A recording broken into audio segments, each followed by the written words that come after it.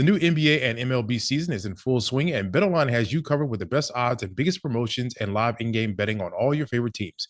Head to BetOnline today to stay updated on all the action. BetOnline, the game starts here. With new McValue at McDonald's, you get more than you expect for breakfast. Like buy a sausage burrito and add a sausage McMuffin for $1. Get more than you expect with new McValue at McDonald's. Prices and participation may vary. Valid for item of equal or lesser value. Craving your next action-packed adventure? Audible delivers thrills of every kind on your command. Like Project Hail Mary by Andy Weir, where a lone astronaut must save humanity from extinction. Narrated with stunning intensity by Ray Porter. From electrifying suspense and daring quest to spine-tingling horror and romance in far-off realms, unleash your adventurous side with gripping titles that'll keep you guessing. Discover exclusive Audible originals, hotly anticipated new releases, and must-listen bestsellers that hook you from the first minute. Because Audible knows there's no greater thrill than the one that speaks to you. Discover what lies beyond the edge of your seat. Start your free 30-day trial at audible.com/WonderyUS. That's audible.com/WonderyUS.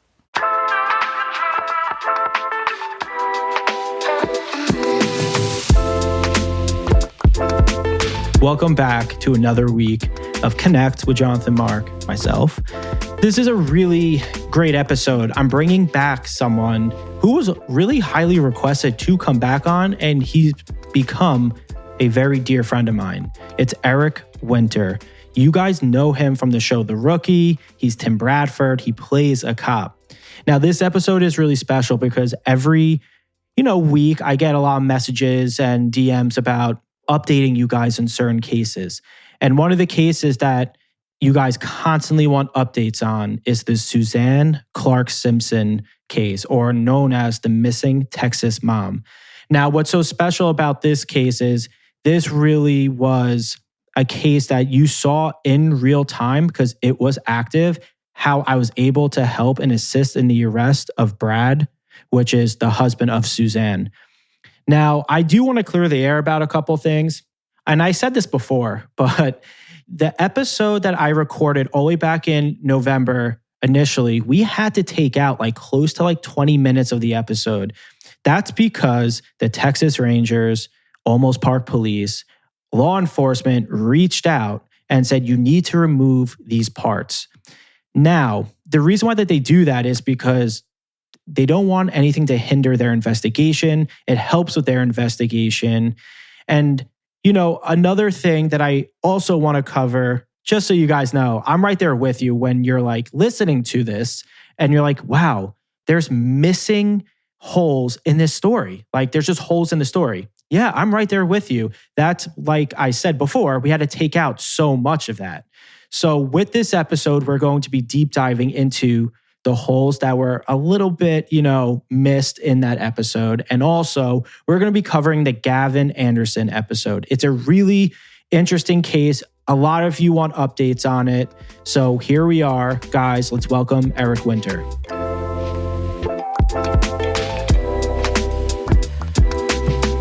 Welcome back. Thank you so much for coming back on. And I don't know if people know this, but we've actually, I think we got a friendship from this whole thing. You've been such a voice of reason for me for so many things that people don't know about. And I'm so appreciative of it. So thank you for coming back, man. Seriously. Well, thank you for having me back on. I appreciate it. It's always interesting. It's always wild. Yeah. And we have a lot of stuff we're working on that we're trying to cook up. So people will see this continue to blossom. 100%. And with these two cases coming up, I've obviously been talking to you about things that have been kind of going on in my career that's even private, about some of the movements I've made in cases that aren't public yet. And I always call you because you've been such an advocate and, I love telling you these stories. But I definitely want to talk about one of the cases that I think was a pivotal moment in my career. And in this podcast is the Suzanne Simpson case. She's known as the missing Texas mom. And people know how I got involved in this case. It was kind of a bizarre thing. I don't know if you know about that, but Amanda Klutz reached out to me. Oh, wow. Yeah, and I've read her a while ago. she basically was like, I have a close friend that has an unsolved case and it's pretty like public at this point. And I know this is what you do. Do you want to do it? I was like, yeah, sure. No problem. Any way for me to help. Last minute, a young girl comes on in like her early 20s, maybe like 19. And I was like, this cannot be Amanda's like best friend. Like there's just no way that this is Amanda's best friend. And in the beginning of the reading, I found out that it was Suzanne's daughter just from doing like the reading. It wasn't Amanda. So they did a switch last minute, like a little bait and switch, like probably an hour before the recording. Like no one said anything. We were kind of talking to a different person the entire time. Wow. So basically, there's been a lot of updates on it, but a quick timeline is October 6th, Suzanne and her husband, Brad Simpson, attended a party at a private club at Almost Park in Texas.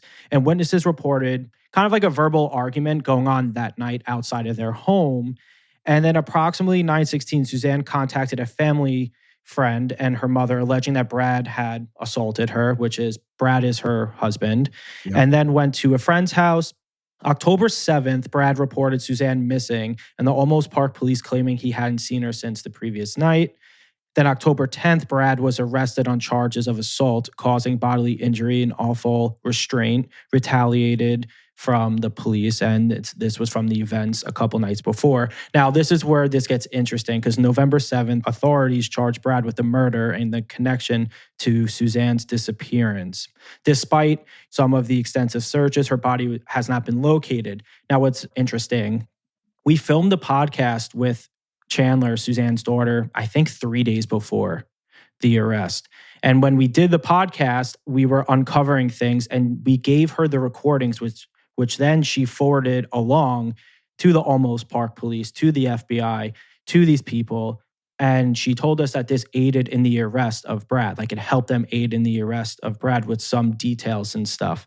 And then December comes along and investigators discovered Suzanne's DNA on a handsaw that Brad allegedly attempted to conceal. Wow. And then of February 2025, there was a memorial service, friends and family came. And then basically this past month, Brad's defense attorneys filed a motion to dismiss his indictment, arguing that the allegations were too vague, is basically what he was going on.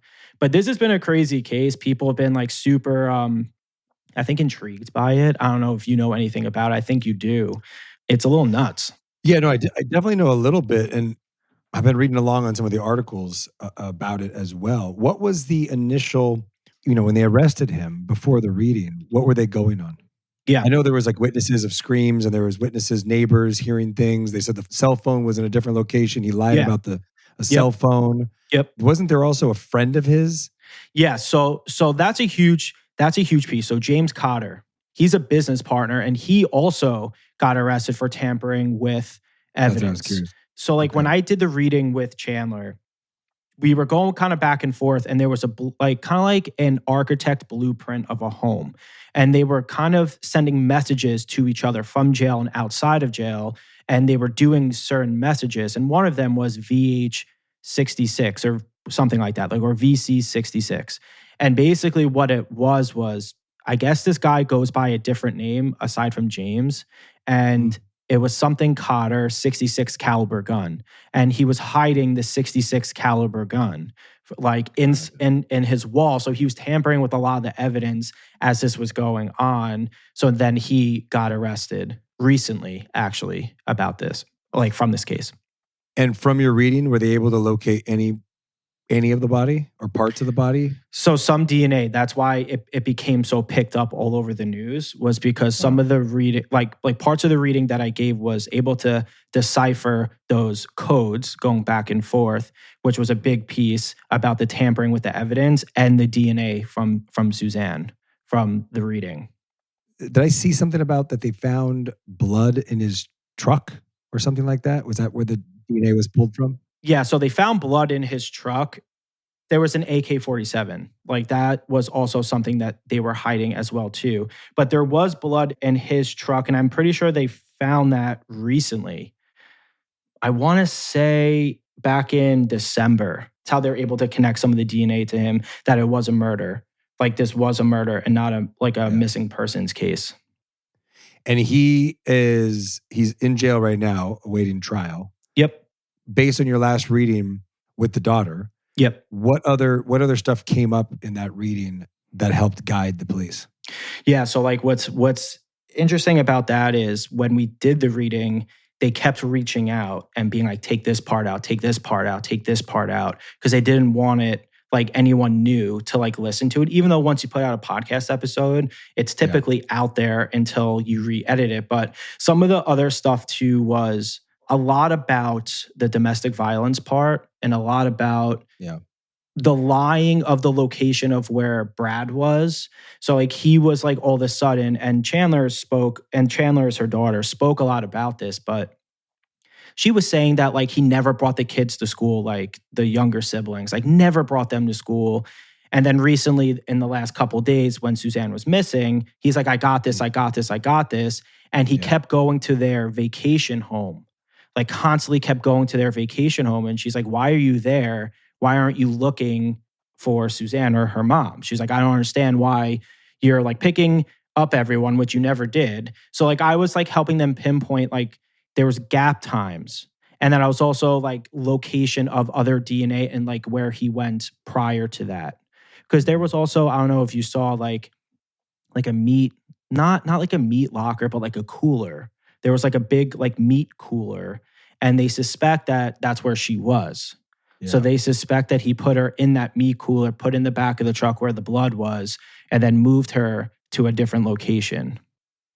And then have they gone and checked any of that at the moment? At the moment right now, they're investigating some of the spots that I told him to look into because there was, and I won't say the exact location, but some of the locations were like oil rigs that was near him. Well, and he also had a weird thing where he went to like Home Depot, did he? He bought cement and he bought all these weird stuff. And what's also interesting too, which I'm assuming people know at this point, now that it's more public, but when they went into the home, there was like a huge hole in the wall, like Like he threw her through like a wall, but he wasn't letting anyone in. And I think a huge problem, which was validated later on from Chandler and other people in that community, was they knew that there was a lot of domestic violence going on. That's what I was curious. Yeah, they did not want to tell anyone. They were just like, we're just not going to say anything at all. So there was a history of domestic violence in this family. Yes. This wasn't a one-time occurrence. And is Chandler the stepdaughter? No, Chandler's like the actual daughter. Like from the dad too? From the dad too. Yeah, she's I think the oldest. I want to say she's the oldest and everyone is younger, but she was more concerned about them at the time than it seemed from what she was telling us that the dad was. Yeah, but she's fully convinced her dad did this. Oh yeah, 100%. Like before even I did the reading and I was like talking about like as we were doing the reading, she became very like passionate, I want to say, and was just like drilling in the fact that she was assuming stuff based on, her knowledge of like the domestic violence. Wow. These are one of the reactions and the patterns of this guy. To me, it never makes sense if somebody's innocent in a situation, you would think you'd be doing everything in your power to cooperate with police, find your wife, be involved. I mean, you'd plead you wouldn't even be hinting at being a suspect because you'd be so involved and so, affected by the murder of your wife. Yeah. That's the stuff that never makes sense to me, that there even could be a dispute of guilt. I mean, if you're just kind of casually going about your life, finding other things to do to keep yourself busy, semi-helping the police, not even communicating in a normal way with your daughter about your mom's disappearance, everything points to you as being guilty. 100%. And the fact that he kept going to their vacation home. Like in the midst of the search, he was just going to this like vacation home. She was like, why aren't you looking for mom? Yeah, it doesn't make any sense. The whole cell phone thing that you brought up too was a very interesting piece because it was transported through the decipher things of like the blueprints. That guy, James Cotter, moved the cell phone. Like he kept pinging the cell phone at different points throughout his drive. So it looked like he was making calls at different points. And then he threw it at like the dump yard or whatever, like the junkyard. Like it's like it couldn't be more obvious too. Yeah. Like, and it's all about business. It was all about like the domestic violence. And from what I learned from doing this was he was trying to do more real estate or construction stuff. It was putting a strain on the family too, because there was a lot of money being invested and, things. And I don't think she was 100% on board with it. But now, do we think, or is there anything that leads to this being premeditated murder, or you think it was an accident that went too far, and then this guy lost his mind and now is trying to figure out, was trying to figure out how to clean up a mess, but he didn't intend to kill her that night, I'm assuming. I really do think it was a mixture of like the final straw for him and being impulsive. So I don't know if it's so premeditated, like where it was a complete plan, because it seems, it's weird because like it could be premeditated just because of like they still can't find the body. So if it was like super impulsive, it would be a little bit easier to find where she was. And you also think he'd have remorse, or he'd be freaking out of like, exactly. Oh my God, I didn't mean to do that. I didn't mean to do that. You know what I mean? Like, and then even if you panicked, at this point you're in jail. You would just admit to it. Feel like you want to cooperate to some degree to lesser your sentence. Yeah. Yeah, it's very confusing. Yeah, because I honestly believe after doing the reading and speaking to Chandler that it was a little premeditated on top of a final straw incident. Like I think like he had a plan. I don't think he knew when exactly he was going to do it. What's interesting too is the family that came out talking about the domestic violence stuff where they heard the argument outside. They said that after the fact. Like they didn't even report anything. So like that's also a problem too, is the fact that they heard so many arguments happening inside the house, outside the house for a while, and no one said anything. Like, because it got to the point where supposedly it was very violent. Like this wasn't the first violent, act of it. So yeah, it sounds like a lot of witnesses, neighbors were hearing things. And it truly makes sense that that there was a lot of dysfunction in this relationship. There was a lot of, conflict as far as, like you said, the work side of things and everything else, the stress. There was stress on the relationship. Yeah. The big question mark is the behavior. And if you do something premeditated or if you do something by accident, it's just not adding up, like what happened and why it be so secretive at this point. Exactly. And like, I think that's why everyone, including myself when I was doing it, and even Chandler was trying to figure it out. She also thinks too, and I did see this, which this could be a little bit of like a breaking news thing, I guess, but because it's not so public, but she was planning on leaving him too. Like there was a plan there was a plan of her kind of like starting over and creating a new life.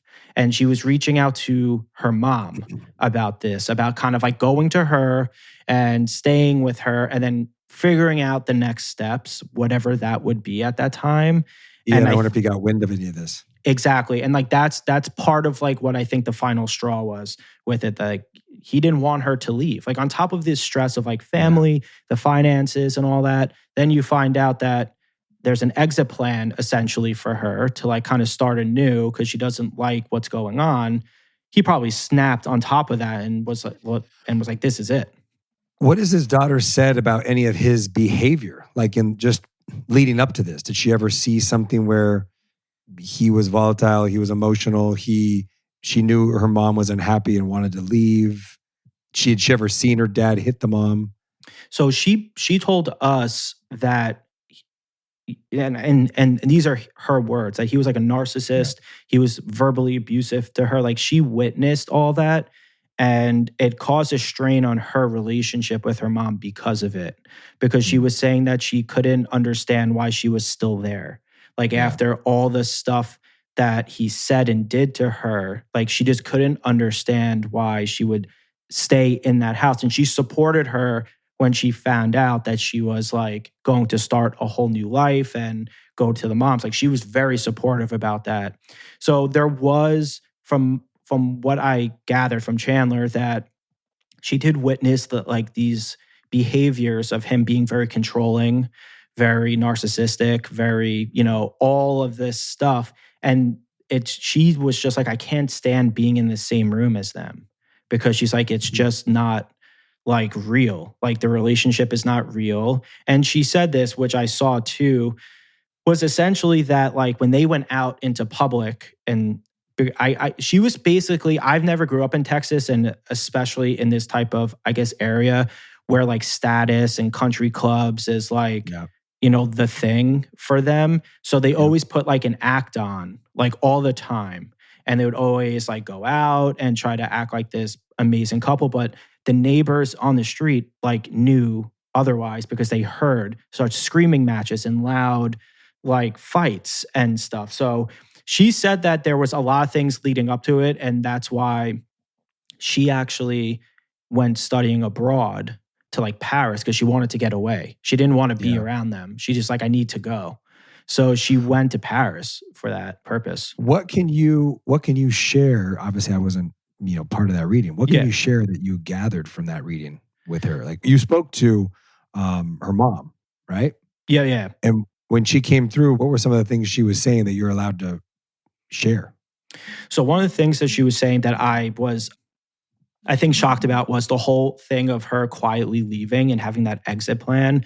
I think that's like a huge piece to something. Another thing that I was shocked about was, or not shocked, I guess I was like, scratching my head about it a little bit, was a big piece of this too was he wanted to continue the control factor of things, where if she was going to leave, like there's no way she was going to leave. And if she was going to leave, it was going to be on like his terms, not on her terms, on his terms. And when it came to the decoding of those like blueprints, I thought that was like so interesting, that because he was claiming the entire time, and a lot of the police didn't know what it was because he worked with construction. They were sending blueprints back and forth, and they had no idea the entire time he was helping James Cotter essentially move the evidence in real time. They were just like putting codes Cover it in. up with blueprints. Yeah, so they would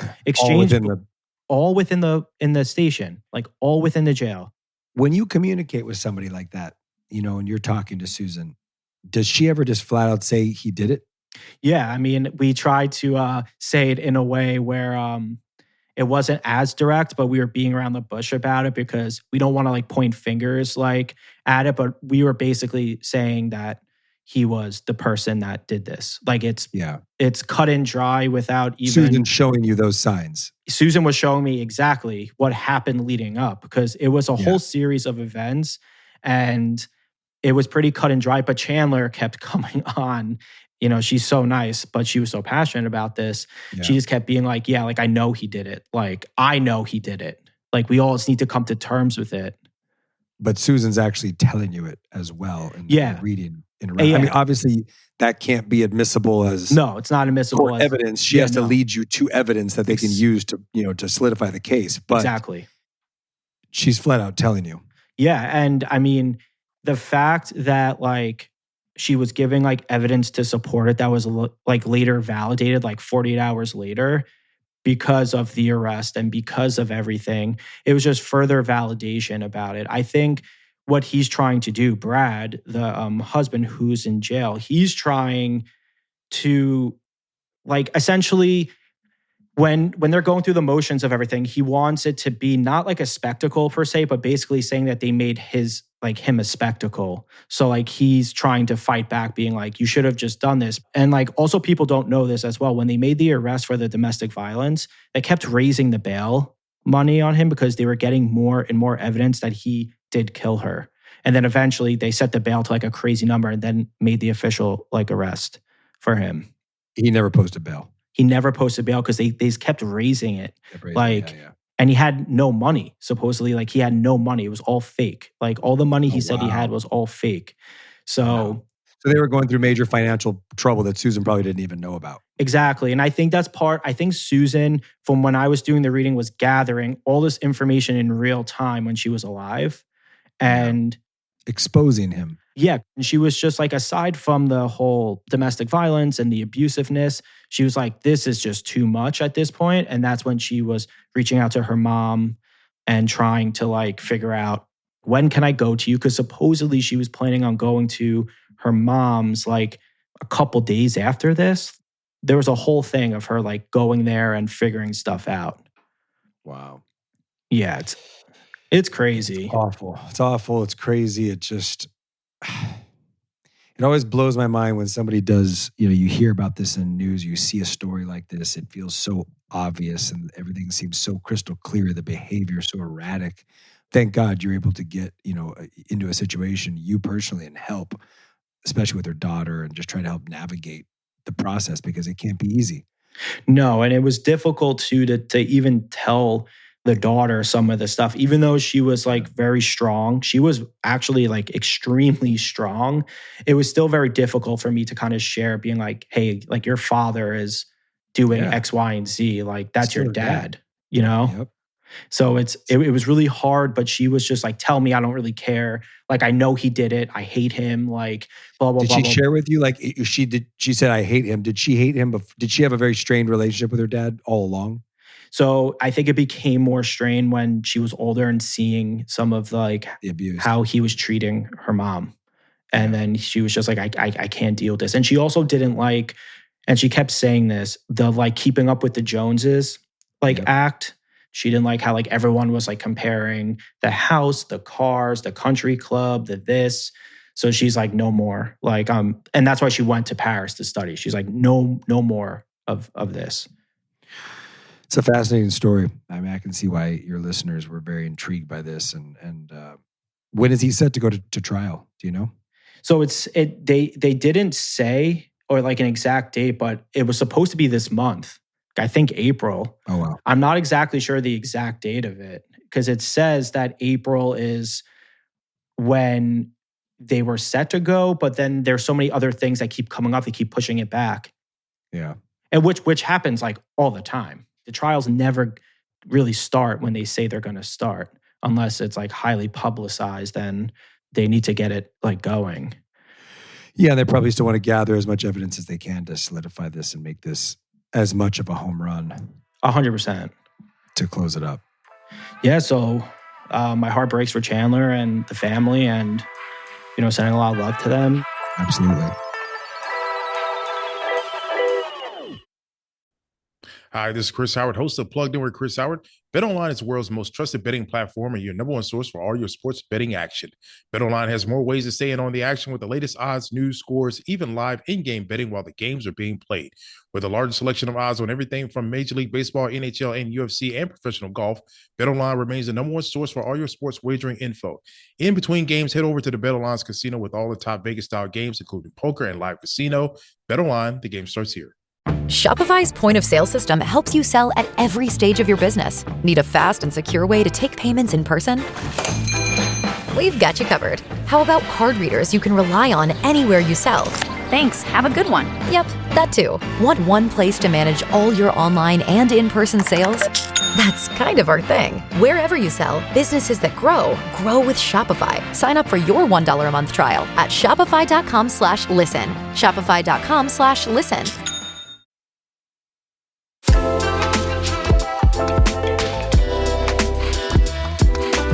So let's go on to the next case, which is the Gavin Anderson case. Now, people have been really interested about that one.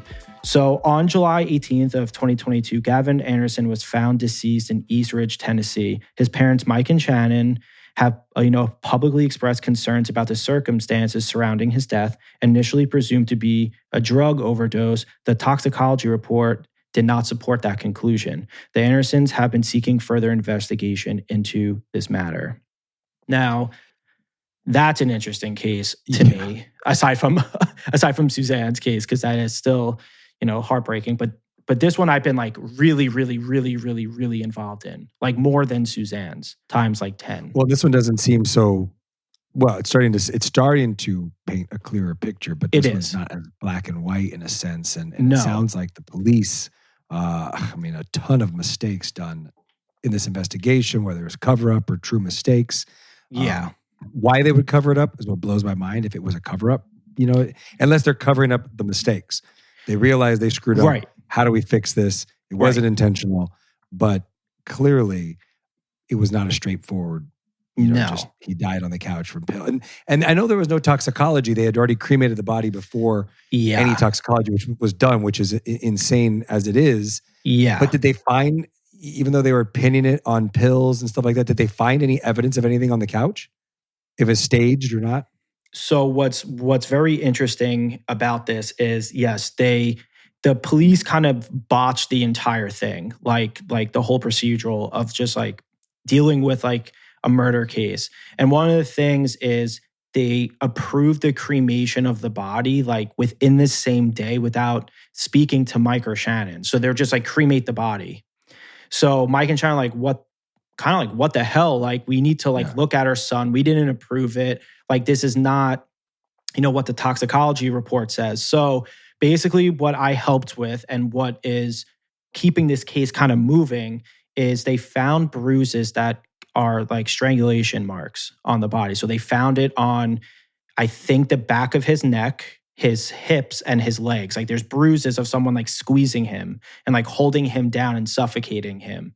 And it seems like it's more than one person. And another thing that people I think need to know is they didn't like ransack his apartment. Like, everything was just kept normal. So this was like a very clear, like, someone was going in to kill him.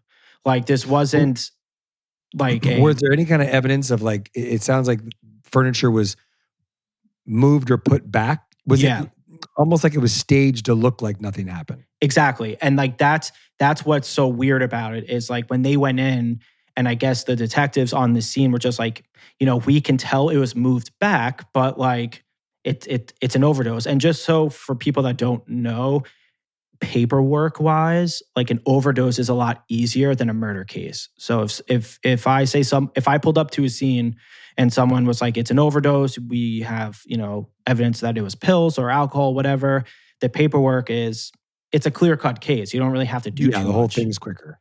Yeah. But and what were they going off of to say overdose? Because if they didn't run a toxicology, there's no evidence there that anything was in his system if they never did that. Right. What was on the scene that even gave them, was something planted?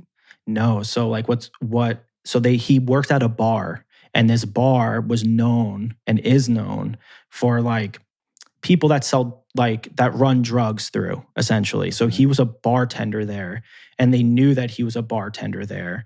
So they were like, all right, like, let's put two and two together. He bartended at a place that's a very stickler with like hiring people because of this operation that they have kind of going on where they kind of sell drugs through it and process the drugs through it. They were just assuming that he was part of it, that it was drugs. Like, there was no like pill bottle like left. And how crazy is this? Like, back up for a second. Why aren't they shutting down this bar? Like, why is this bar in business? If they're saying, we know this bar is doing X, Y, and Z, and we're going to now essentially say that this kid overdosed because we know this bar does this, why is the bar not under investigation? Why aren't they questioning people at the bar? Oh, it gets weirder. So the new, and I don't want to point fingers, but like the new DAs and stuff made it very difficult for them to get access to his phone. Like, they wouldn't give him the phone, like give the parents the phone to look. And they wouldn't give them the coroner's pictures of like the body and stuff. Like, so this is also very breaking because this happened this week. Like, literally this week, I got an email from the old district attorney who took on this case pro bono because he knows about certain types of corruption in this area. That's why he quit. Where was this? In East Ridge, Tennessee. I hope this family sues them all for a ton of money because this is awful. Yeah. So They just were able to start looking through the phone, like just recently, like this week, and got those pictures and got approved. It took them 8 months to get approval for both. It took them 8 months just to get like a single approval. Now they're still waiting on the pictures. And I firmly believe like it's because the police unfortunately like botched the procedural stuff, and they took the pictures, cremated the body, and called it an overdose. A lot easier. just to do. For sure. I mean, it sounds like there's so many holes Yeah. in the case from the perspective of the law enforcement, how they handled it. When you had the parents on, and I listened to the podcast, and it was so sad. I mean, just hearing them having to explain everything. But Gavin came through, Yeah. right? Yeah. And and Gavin did he flat out, I know he doesn't say it per se. I know it's that you see it through signs and symbols Yeah. and stuff like that. But it was crystal clear that he was strangled. Crystal clear. I mean, like he kept the phrase I used is that his death was on the hands of someone else. Going back to the bar, Yep. which is one of the things that, as you were telling me the story, just felt so ridiculous that why is this bar not being investigated? Yep. Right. Let's assume if we're saying that something in relationship to him working at the bar is what led to his, murder. Do we feel like this bar is tied into the city in some way, like into the town? It's things are flowing through there that the police are very, very privy to and okay with because they're making money. I do think that. And I think that's a huge piece to it. Because like when I was telling Mike and Shannon, and even the old DA with this case, I think Gavin's murder is going to open up a lot more of it's not just a murder, like it just opens up way more. Yeah, because it's almost like, again, how much you can talk about on the podcast now, but it's almost like a mob style situation. It's like if he's working at a place that he is, maybe he knew some of the stuff that was going on in this place and just kind of turned the other way. I wonder if there's no way of knowing if he got himself into a difficult situation while being at the bar. There's no way of knowing that, but it sounds like there's definitely some cover up to protect whatever's going on at the bar. That's kind of what I was picking up. And, when we were doing the podcast with Mike, Shannon, and the aunt that was on, it's like a chain bar, but it's owned from, I'm pretty sure, ex-police. So someone who, like a retired police officer, I'm pretty sure. That owns the chain or just that one? Just that one, like in Eastridge. Got it. So the Andersons essentially were alluding to the fact that they believe, aside from the botched like investigation and the botched like everything, that there are people in law enforcement that, their hands are a little dirty. Like their hands are definitely like a little dirty. So that's why I kept saying to Mike and Shannon, I was like, this is a very big case. Like it's not just Gavin.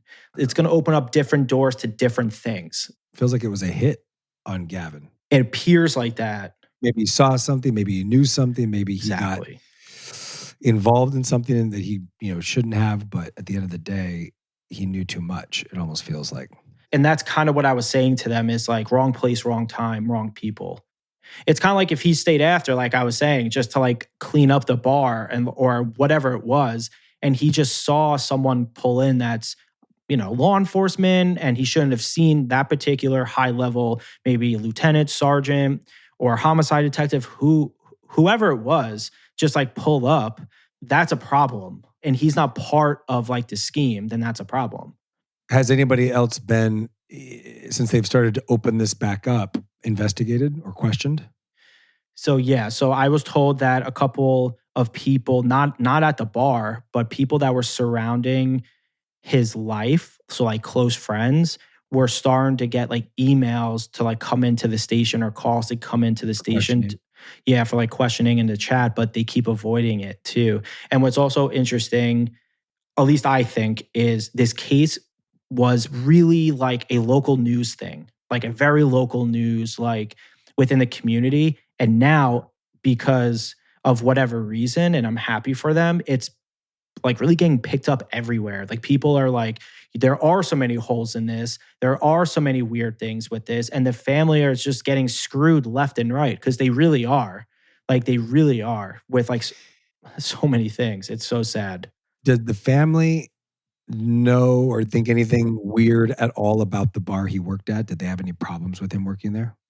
They didn't know anything. So they had no idea that this was even corrupt bar, we'll say, for a lack of They just better knew he had a words. job there. They knew he had a job there. They didn't He had know a much about it.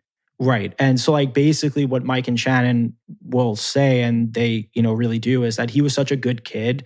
Like he didn't really drink. And I'm sure he had occasional drinks just like everyone does for the most part. But they said he wasn't like a large partier. He wasn't doing drugs. He just wanted to kind of make his own way in life. And he didn't know what he wanted to do at that time. So he was working at the bar.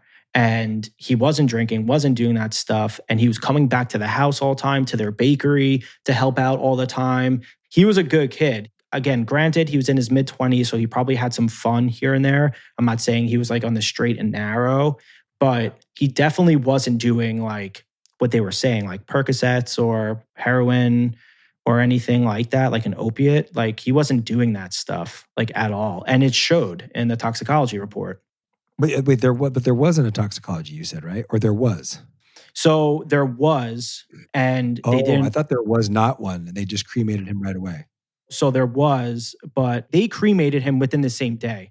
But they did a toxicology report on him within that day. But it showed a lack of anything in his system. There was no like drugs, alcohol, anything in his system. That's why this case has another hole in it, because they said it was an overdose, but the toxicology report shows otherwise. Like, that's my misunderstanding. I thought that they just cremated him right away without even ever doing a toxicology, because I'm thinking to myself, that's a massive mistake right out the gate. Yeah, but they did do one. So they did do one, but there's no evidence of drugs, yet they're still saying it's an overdose. Exactly. Yeah. I mean, it's like out there on the internet, like it's and not on the internet where it's like the parents never got the toxicology. They never sent it to him. No, they did after the cremation, which is like weird. Which is like very weird. They wanted to run weird. anything additional, or they wanted to do follow-ups or anything. Exactly. They didn't want them to bring an outside person of their own to do everything because they wanted to. They wouldn't let But the irony is the toxicology already came out clean. Exactly. So if it came out clean, exactly. What are they standing on with their proof? That is a good question, because I asked Mike and Shan that, but it literally says in here that his death was initially presumed to be a drug overdose. The toxicology report did not support that conclusion. Yeah. So I don't even. So that's why the Andersons have been seeking further investigation. And like I said, like anything that they asked to bring in their own person to look at the body, to see if there was bruising, to do their own toxicology. Are you saying that the morgue did do photos though? They do have evidence of bruising? So they basically hired someone to go there and to get the pics, like not to keep the pictures, but to look at the pictures, because they wouldn't release the pictures. They wouldn't release it. So the parents were not given any photos from the They're morgue. giving so they had nothing. to bring in an outside person to go in and see the images. Yep. And did they get photos of the images, or they just got permission this week? Like literally this week, they just got permission to actually get the photos. Like the XDA is like now getting the photos and the cell phone records of everything. Because those are two huge things that they weren't even letting them even do. Like they were like, you can't look at the phone. It's so weird. It was so weird. Yeah, this all feels handled like just very poorly, and they're just keeping. It sounds like they did do a lot of the right steps, which is where I was confused. They did do the toxicology. The morgue does have photos. They do have the phone reports. They're just not giving any of it or releasing any of it to the family. They're just telling the family this is what happened. Yeah, because like the biggest misstep, in my opinion, aside from that, is they cremated the body without permission, like the same day. Like they just took the body, cremated it, and said, we cremated it. And they're like, why? Well, yeah, because the family may have wanted to have a standard burial too. Exactly. There was like so many other things that, as I'm doing this case for the first time and I'm uncovering some stuff, I'm like, there's so many holes in this case, like aside from the fact that they just missed steps, like they just were withholding information that is like pretty crucial to the investigation in general, just like in general. So I anything I could do to help this family, and I told them, and I'm thankful I was able to do something for them. But I mean, anything more I can do, I'm will do for them, because they're just the nicest people. I can't even imagine going through the loss of your child, and then on top of it, now having to deal with so many other just sort of nonsense BS sort of claims and actions, and now having to fight against the police and fight against the city and prove all these different mistakes were made to just try to get justice for your child. I can't even imagine. My heart breaks, and they were telling me too, and I'm sure you know this, like there's a bunch of people that are big like true crime fans, like people just love true crime. And now because their case is becoming a little bit bigger, people are like driving by their house, driving by the bakery, wanting to talk to them because they're part of a case. And Shannon, she's such a sweet woman that she can't handle it. She's like, I don't want that. Like, I just want justice. Like, I don't want people coming up to me at work or at my house. It's sad. Wow. Well, I'm glad you're able to at least help point them and give them some clarity in some way. Being able to connect with him and kind of just give them some peace of mind that it's not as it appears. Right. I don't think it's easy any which way. As a parent, I don't know how you stay strong to put those pieces together, but I guess you do it for your kid and you try to find a way to bring justice. Yeah. I mean, I don't have a child, so I don't even know that feeling, but I can't imagine it. And I'm hoping that we can continue to bring exposure to get justice for Shannon and Mike, and really for Gavin. Really for Gavin. And I just want to say, dude, thank you so much for coming on and chatting with me about these cases. I really appreciate you. And I'm excited to do some of our projects, in the future. And there's a lot of cool stuff. And also, congratulations. You got another season 8. We did. Yeah. Congratulations. Coming back for season 8. Thank you. It's an anomaly. It's crazy to be in that position still, that we're still on air. It's amazing. It's amazing. And I do watch that show. I watched it last night. Yeah, I do watch the show. I'm not going to lie. I am a rookie fan. I'm not going to lie. Yeah. I love it. I love the characters. Like, everyone does such a good job. You do such a good job playing Tim Bradford. Like, I think you crush it with it. And really everyone, I think, plays a really good part. So yeah, no, I appreciate you. Thank you, man. And thank you for having me on. I'm glad we were able to talk through some of these. It's fascinating to me. I've shared it with you myself. What you do blows my mind, and I find it so interesting how you navigate it on a daily basis, just with your own life and how you help people. So it's great to be able to share the stage with you for a little bit and talk about it. Thank you, man. I really appreciate that. Thank you.